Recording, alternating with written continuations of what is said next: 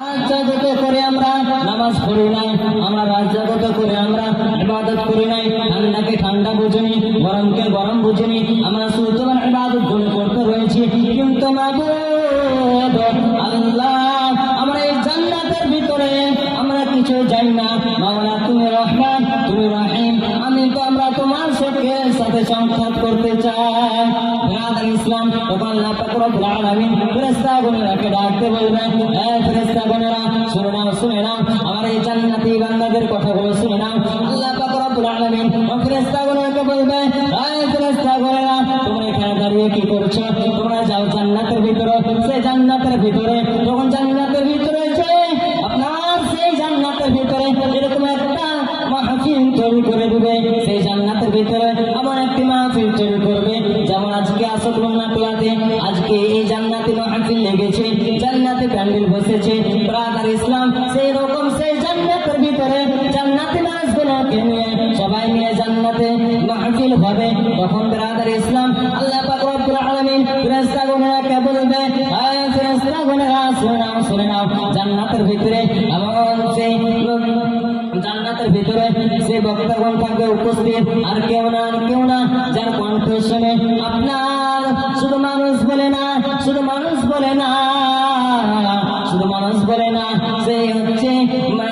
সেই হচ্ছে আপনার আসমান থেকে পাখি উড়াল হয়ে যেত, সেই পাখিগুলো হচ্ছে তার কোরআন তেলাওয়াত শুনতো, তার এত মধুর কোরআন তেলাওয়াত। ব্রাদার ইসলাম তখন হচ্ছে আপনার সেই আপনার নদীতে মাছ হেলতো, সেই মাছ নদীতে মাছ হেলতো, সেই মাছগুলো হচ্ছে আপনার তার কোরআন তেলাওয়াত শুনতো। তখন ব্রাদার ইসলাম আর তারপর হবে আল্লাহ পাক রব্বুল আলামিন বলবেন, তৃতীয় বক্তা হিসেবে প্রধান বক্তা হিসেবে উপস্থিত থাকবেন আর কেউ না আমাদের নবী, আপনার নবী, দোজাহানের নবী মুস্তাফা রাসূলুল্লাহ সাল্লাল্লাহু তাআলা আলাইহি ওয়াসাল্লাম, তিনি উপস্থিত থাকবেন সেই জান্নাতের ভিতরে প্রধান বক্তা হিসেবে। আর ব্রাদার ইসলাম আবার আল্লাহ পাক রব্বুল আলামিন ফেরেশতাগণকে বলবে, হে ফেরেশতাগণেরা জান্নাতের ভিতরে চেয়ারগুলো এমন থাকবে এই জমিনে আসমান থেকে নিয়ে জমিন থেকে নিয়ে দিবেন, তবুও সেই জান্নাতের ভিতরে চারখানটা চেয়ারে পায়ে সামানো হবে না। তখন ব্রাদার ইসলাম তখন আবার আল্লাহ পাক রব্বুল আলামিন বলবেন, আর সেই জান্নাতের ভিতরে আপনার দিকে বসে থাকবে আর কেউ না সমস্ত হচ্ছে আপনার পয়গম্বরগণ, তাদের পিছনে থাকবে আমাদের নবী, আপনার নবী, দোজাহানের নবী মুস্তাফা রাসূলুল্লাহ সাল্লাল্লাহু তাআলা আলাইহি ওয়াসাল্লাম, তার উম্মতগণ তাদের পিছনে থাকবে।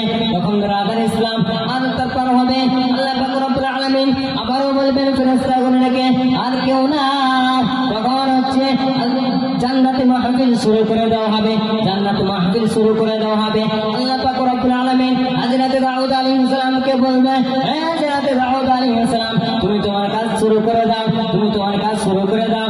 আল্লাহ পাক রব্বুল আলামিন তখন বলবেন হযরত দাউদ আলাইহিস সালামকে, হযরত দাউদ আলাইহিস সালাম বলবেন, বিসমিল্লাহির রহমানির রহিম, তাহা এই সিস্টেমে সূরাটা পড়তে থাকবে। আর ব্রাদার ইসলাম আমাদের এই দুনিয়াতে একটা হাফিজ যদি কোরআন তেলাওয়াত করে তার এত মধুর এত মিষ্টি লাগে। আর সেই হচ্ছে আপনার জান্নাতের ভিতরে হযরত দাউদ আলাইহিস সালাম, যার কণ্ঠ শুনে মানুষ বলে না পশু পাখি সবাই তার কোরআন তেলাওয়াত শুনে সবাই পাগল থাকতো।